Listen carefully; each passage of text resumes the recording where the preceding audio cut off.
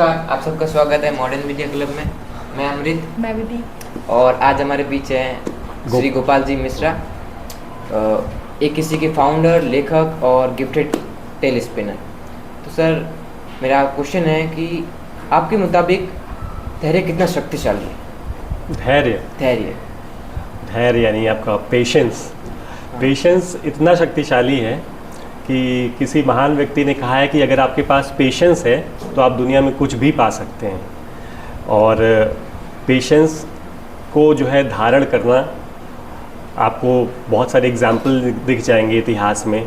जब कोई ऋषि मुनि तपस्या करता था तो वो ये नहीं सोचता था कि आज मैंने शुरू की और कल मुझे रिजल्ट मिल जाएगा, वो धैर्यपूर्वक करता था।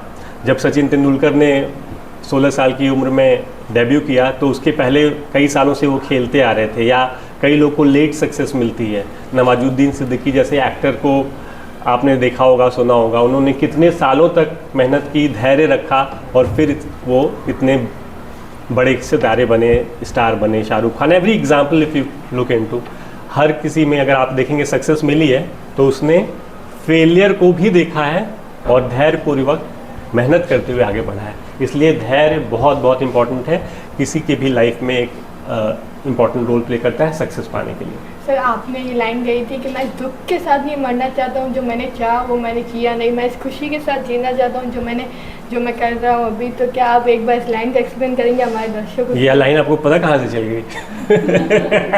ये लाइन मैंने लिखी थी बहुत पहले अपने एक आर्टिकल में, आई थिंक।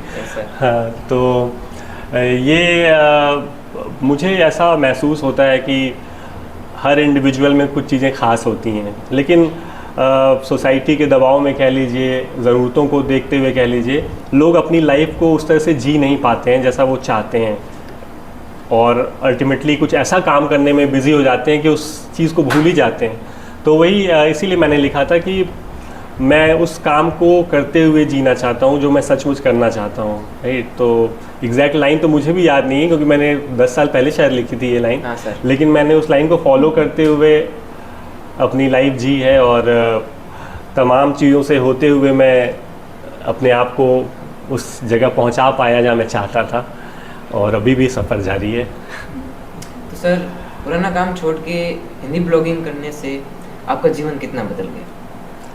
काफ़ी बदलाव आया। सबसे पहले तो आज मैं आपके सामने बैठा हूँ इसलिए, राइट। अगर मैं हिंदी ब्लॉगिंग में नहीं आता तो मैं शायद लाखों लोग, जिस तरह से आईटी कंपनीज़ में मैंने जॉब की और भी काम किया, तो वही मैं कर रहा होता।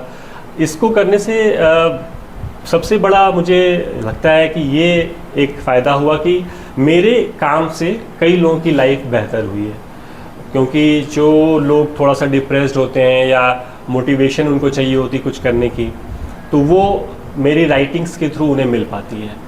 तो और एक बहुत बड़ा, हिंदी ब्लॉगिंग जब मैंने शुरू की थी तो शायद मैं सबसे पहले लोगों में से था जो ऐसा कर रहा था। तो आज आप देखेंगे, हिंदी में कुछ सर्च करेंगे तो आपको इंटरनेट पे इजीली मिल जाता है, लेकिन उसकी शुरुआत मैंने और मेरे जैसे कुछ लोगों ने की थी, क्योंकि हमने हिंदी में काम शुरू किया, लोगों को दिखा कि ये भी हो सकता है, और लोगों को जब बाद में दिखा कि इसमें पैसा भी है, तो फिर हज़ारों लोग ये काम करने लगे। तो इससे जो रिपोजिटरी है जो हिंदी कंटेंट की, वो काफ़ी बढ़ गई। तो मेरे एक काम से कई चीज़ें हुई, कई लोगों ने मोटिवेट होकर कुछ बिज़नेस किया, कई लोगों ने अपने दिल का काम किया, कई लोग जो शायद सुसाइड करने वाले थे, मेरे पास ऐसी मेल्स भी कई आई हैं कि मैं सुसाइड करने वाला था पर इस वजह से मैंने नहीं किया क्योंकि मैंने ये स्टोरी पढ़ी, ये लेख पढ़ा। तो ओवरऑल आई थिंक इम्पैक्ट शायद विजिबली इतना दिखे नहीं, लेकिन बहुत गहरा इम्पैक्ट है उस एक डिसीजन का। आजकल युवा पीढ़ी हिंदी भूलती जा रही है, तो क्या कहना चाहेंगे आप? आपसे बात करें, आप लोग इतना अच्छा हिंदी बोल रहे हो।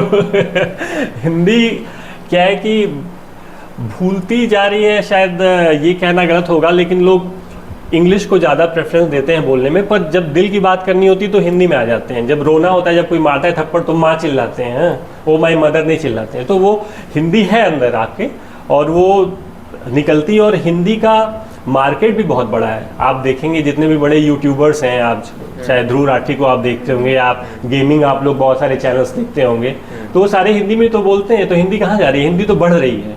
जो MBA करके आता है IIM अहमदाबाद से, जब वो उसको पंच लाइन लिखता है ठंडा मतलब कोका कोला, तब उसको सैलरी मिलती है। वो उसको इंग्लिश की किसी पंचलाइन से नहीं मिलती है। तो हिंदी का मार्केट इतना बड़ा है कि हिंदी जा नहीं सकती है। हिंदी इस समय आई थिंक शायद 3rd मोस्ट स्पोकन लैंग्वेज है, राइट, चाइनीज़, इंग्लिश और चाइनीज़ के बाद।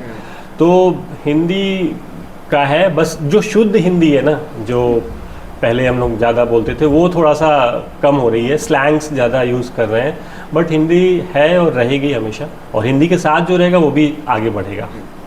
सर, नए दौर के लेखकों को आप क्या सुझाव देना चाहोगे? नए दौर के लेखकों को पता नहीं मैं उस लायक हूँ कि नहीं सुझाव देने के, लेकिन मैं ये कहूँगा कि वो लिखिए जो आपके दिल से निकले और लोगों के दिल तक पहुँचे, ऐसा लिखना चाहिए।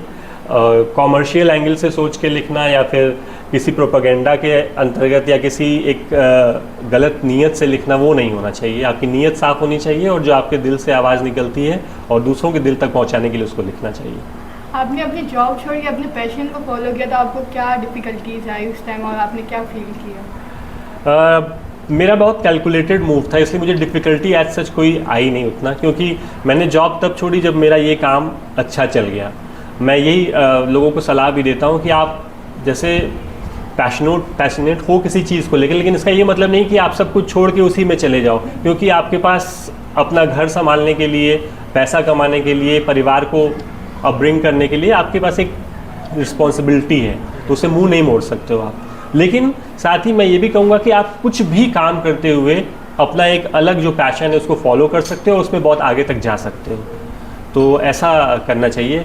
मेरे साथ डिफ़िकल्टी ज़्यादा नहीं थी, बस एक अनिश्चितता थी कि क्या मैं सही कर रहा हूँ, क्योंकि मेरी जॉब भी बहुत अच्छी थी, उसमें मैं बहुत आगे जा सकता था। अब उसको छोड़ के करना, तो ये एक टफ डिसीजन था। लेकिन फिर जब आपने जो लाइन बोली थी वही सोचा कि भाई मुझे करना वही है जो मैं चाहता हूँ, भले उसमें फेल हो जाऊँ। तो सर, इस बदलती दुनिया में खुद को तैयार कैसे रखें? आपने क्वेश्चन याद कैसे कर रखे सारे, बड़े अच्छे कहीं देख भी नहीं रहे हो, तुरंत स्पॉन्टेनियसली पूछते जा रहे हो। क्या था क्वेश्चन, फिर से बोलिए। इस बदलती दुनिया में खुद को तैयार कैसे रखें? बदलती दुनिया में बदलाव को जो है अपनाना पड़ता है। Only thing constant is change, वही है जो हमेशा होता रहेगा, ठीक है। तो बदलाव के साथ चलना चाहिए। आप लोगों ने बदलाव के साथ अपने को काफ़ी ढाला भी है। ब्लैक बोर्ड से आप लोग स्मार्ट क्लासेस पे आ गए हो, राइट। अब एआई का ज़माना आ रहा है, मैं एआई में भी काफ़ी इंटरेस्टेड हूँ और एआई से रिलेटेड कुछ चीज़ें कर रहा हूँ।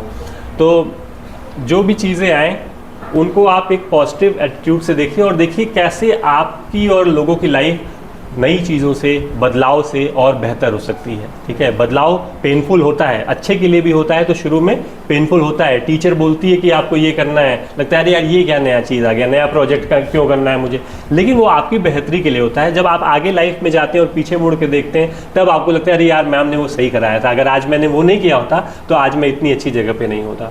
तो बदलाव को अपनाइए और आगे बढ़िए, यही करना चाहिए। Thank you sir. ज्ञानानंद।